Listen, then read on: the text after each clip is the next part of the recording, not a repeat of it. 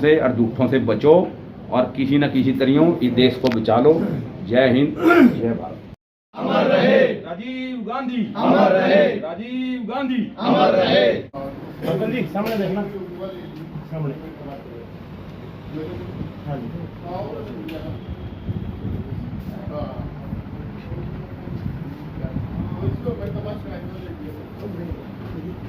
उनके ग्रुप के साथ आज स्वर्गीय राजीव गांधी जी की 78वीं जयंती के अवसर पर तमाम कांग्रेस के हमारे वरिष्ठ साथी, वरिष्ठ नेतागण तरावड़ी में आज पुष्पांजलि अर्पित करने के लिए पहुंचे हम लोग। आदरणीय राजीव जी आधुनिक भारत के निर्माता जिन्हें हम कह सकते हैं। 21वीं सदी का आधुनिक भारत जिसकी नींव आज आईटी के ऊपर खड़ी है, उस नींव को रखने का काम जो है वो देश के पूर्व प्रधानमंत्री स्वर्गीय राजीव गांधी जी ने करने का काम किया था। कंप्यूटर युग की शुरुआत जो है वो आदरणीय राजीव गांधी जी की देन है। आज जो हम डिजिटल इंडिया की बात करते हैं, डिजिटल इंडिया जिस समय राजीव जी ने डिजिटल इंडिया की बात की तो उस समय मौजूदा सरकार के लोग कांग्रेस पार्टी का मजाक उड़ाने का काम करते थे, परंतु आज हमें गर्व महसूस करना चाहिए हमारे उन दूरदर्शी नेता का जिन्होंने आज से 3 दशक पहले इस इतने व्यापक युग की कल्पना करने के बाद उस युग की नींव रखने का काम अपने कार्यकाल के दौरान किया था। तो आज मैं कह सकता हूँ कि आज भारतवर्ष जो आगे बढ़ रहा है, 21वीं सदी का भारत है, वो स्वर्गीय राजीव गांधी जी की देन है। नौजवानों के लिए 18 वर्ष की आयु में मतदान का जो अधिकार है वो देने का काम अगर किसी ने किया तो वो राजीव जी ने किया।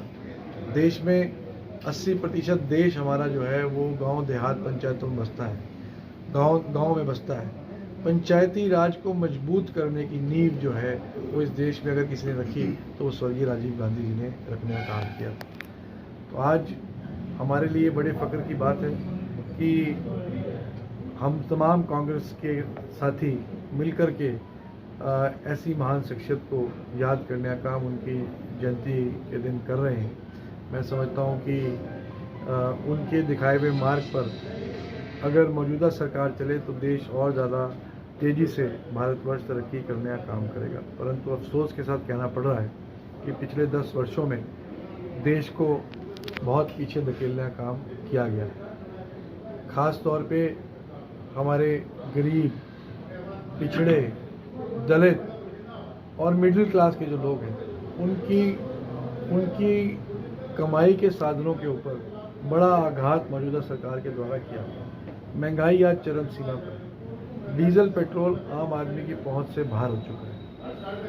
और इस सरकार ने इस बार जो बजट के अंदर जीएसटी खाद्य पदार्थों पर लगाने का काम किया, दूध के ऊपर भी लगाने का काम किया, मैं समझता हूँ कहीं ना कहीं देश की 130 करोड़ जनता की कमर तोड़ने का काम इस मौजूदा सरकार ने किया है। तो आज देश की जनता महंगाई से त्रस्त है, आज देश के नौजवान बेरोजगारी से त्रस्त है। जीएसटी और नोटबंदी ने देश के व्यापार को बहुत बड़ा आघात पहुँचाने का काम किया है। लाखों करोड़ों की संख्या में फैक्ट्रियों में कार्यरत, चाहे वो हमारे मजदूर भाई हैं, चाहे वो हमारे नौजवान बच्चे जो टेक्निकल डिग्री के कोर्सेज करके इंजीनियर, कई टेक्नीशियन की नौकरियां बड़ी बड़ी फैक्ट्रियों में करते थे, उन फैक्ट्रियों के बंद होने की वजह से आज करोड़ों की संख्या में देश में बेरोजगारी चरम सीमा पर।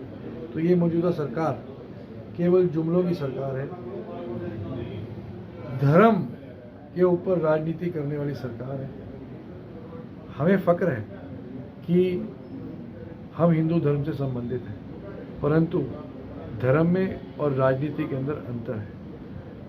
धर्म कभी भी राजनीति का हिस्सा नहीं हो सकता। धर्म आस्था का विषय है और हर एक व्यक्ति को अपने धर्म के ऊपर अभिमान है, हमें भी अभिमान है। परंतु राजनीति केवल मात्र विभिन्न धर्मों के तमाम समुदायों को एक साथ आगे बढ़ाने का काम ही राजनीति है। और धर्म के नाम पे जिस देश के अंदर राजनीति हुई वो देश विकास के मार्ग पर से हटने का काम उन देशों का हुआ है और ये मौजूदा सरकार पूर्ण रूप से मुझे लगता है कि देश के विकास को पटड़ी से उतारने के लिए वचनबद्ध हो चुकी है।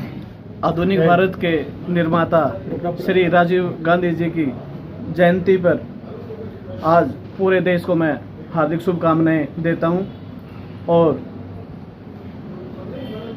ये मैं कहना भी चाहूँगा कि जिस युग का उन्होंने शुरुआत की है वो उस युग का ये आज बीजेपी वाले उसको ख़त्म करते जा रहे हैं, चाहे वो शिक्षा का क्षेत्र हो, चाहे चिकित्सा का क्षेत्र हो, चाहे रोजगार का क्षेत्र हो, चाहे किसी भी आप फील्ड को उठा के देख लें। महंगाई की मार से आज एक आम आदमी त्रस्त है। कांग्रेस सरकार में 400 रुपये का सिलेंडर था, आज ये 1000 क्रॉस कर दिया इन्होंने सिलेंडर। आम आदमी की पॉकेट पे कितनी मार, कितनी गाज डली है, उसकी रसोई भी चलनी दूभर हो गई है। मैं यही पूरी जनता से आह्वान करता हूँ कि सभी मिलजुल कर इस बीजेपी सरकार को जो आपसी में वैभाव बढ़ाने का कार्य करती है इसको उखाड़ के फेंके। मैं यही आह्वान करना चाहता हूँ। जय हिंद, जय भारत। कहना चाहेंगे सबसे पहले तो मैं आज राजीव जी की जयंती पर उनको नमन करता हूँ और कुछ जब से हमारा देश आज़ाद हुआ है तो इसमें बहुत सी महान शख्सियत इस देश में प्रधानमंत्री के रूप में कार्य किया है, लेकिन हर इंसान के मन में कुछ ना कुछ शख्सियत ऐसी होती हैं जो घर कर जाती हैं और उनमें से लाल बहादुर शास्त्री जी, जवाहरलाल नेहरू जी और अटल बिहारी वाजपेयी जी और राजीव गांधी जी। मेरे मन में तो इन्होंने 4 शख्सियतों ने अपना घर बनाया, क्योंकि ये चारों ही शख्सियत ऐसी थी जिन्होंने राज किया लेकिन झूठ बोल के नहीं किया। प्रधानमंत्री के पद पे बैठ के इन्होंने अपनी मर्यादा का पालन किया और झूठ बोल के राज नहीं किया। उसमें अटल बिहारी वाजपेयी भी इसीलिए पसंद थे हमारे को। अक्षर विपक्ष की बात नहीं होती, लेकिन शख्सियत की बात होती है कि कौन सी शख्सियत इस देश के प्रति ईमानदार है। वो भी सच्चे और ईमानदार आदमी थे। और लाल बहादुर शास्त्री जी की तो कोई बात ही नहीं। लाल बहादुर जी शास्त्री और आज के प्रधानमंत्री में क्या फर्क है। जिस टाइम देश में अकाल पड़ा था उस टाइम लाल बहादुर शास्त्री जी ने एक आह्वान किया था, भाई एक दिन मैं भूखा रहूंगा। सारा देश पीछे पीछे उसकी एक ही आवाज पे भूखा रहता। और कोरोना काल में आज के प्रधानमंत्री मोदी जी ने आह्वान किया, भाई थाली पीटो। उसकी सोच में इसकी में क्या फर्क। उनका व्रत रखने का मतलब था भाई देश में अनाज बचे, बाहर से हमारे को अनाज ना मंगाना पड़े। सारा देश अगर एक दिन का भी व्रत रखता है तो देश में कई दिन का राशन बच जाता था, इसलिए किया। और इन्होंने क्या किया, पखंड फैलाने का काम किया। दुनिया चांद पे पहुंच रही, आज ये बीमारी भगाने के लिए थालियां पीट रही। शर्म आती है ऐसे देख के हालात इस देश के। आज भी लोग जो है ना, दुनिया चांद पे घर बनाने की तैयारी कर रही है, ये आज भी बीमारी को थालियां पीट पीट के भगाना सोच रहे हैं, डूब के मर जाओ। ये तरीके हैं एक मुस्तोड़ने के। राजीव गांधी को, नेहरू को विपक्ष, आज की सरकार गाली देने में कसर नहीं रखती। भाई इन्होंने कुछ नहीं किया। ये राजीव गांधी थे। ये डॉक्टर साहब बैठे हैं, डॉक्टर साहब के यहाँ प्रोग्राम है। राजीव गांधी एकमात्र ऐसा शख्सियत पैदा हुई इस देश में जिसने अपने शासनकाल में, जो नहीं तो गली गली में हार्ट अटैक होकर मरते लोग, किसी का इलाज नहीं होता, जो सबसे पहला डॉक्टर उसको ले आए थे हिंदुस्तान में, राजीव गांधी जी ले आए थे। और सबसे पहला हॉस्पिटल जो हार्ट सर्जरी का था, राजीव गांधी की देन है। किसी भी डॉक्टर ने, किसी भी देश के हॉस्पिटल ने हिम्मत नहीं करी थी। भाई जब ये लंदन जा रहे थे, डॉक्टर अमेरिका जा रहे थे राजीव जी, तो उस टाइम देखा उन्होंने एक इंडिया का डॉक्टर, शायद डॉक्टर त्रेन थे वो डॉक्टर, उन्हें देखा भी इंडिया में तो हमारे जो हार्ट अटैक से लोग मरने लग रहे घर घर में, गली गली में। और ये डॉक्टर जो इंडिया का होके भी अमेरिका में जो दूसरे देशों विदेशियों का इलाज कर रहा, क्यों ना इसको देश में लिया जाए। तो उसको राजीव जी ने बाकायदा रिक्वेस्ट करी, भाई हमारे इंडिया में चलो, हमारे इंडिया में अटैक से लोग मरने लग रहे। तो उसने इनकार कर दिया। उसने बोला भाई मेरी नौकरी जहाँ यहाँ मिलती है वो कौन देगा, इतनी सर्विस इतनी तनख्वाह मेरी फैसिलिटी जो मेरे को मिलती हैं वो नहीं मिल सकती। अब शॉर्टकट में ये कहता हूँ कि उसकी वो सर्विस भी दिलवाई और उसका इनकम टैक्स भी फ्री कराया। और भाई जब ये जितने बड़े बड़े डॉक्टर थे, जितने बड़े बड़े हॉस्पिटल थे, उनके डॉक्टर बुलाए, भाई ये मशीन कौन अरेंज कर सकता है। तो स्कॉट कंपनी वाले, चलती कंपनी थी, उसने ये जिम्मेवारी उठी थी, भाई उस मशीन को मैं ले आऊँगा जिसमें हार्ट सर्जरी और बाईपास सर्जरी हो सकती है।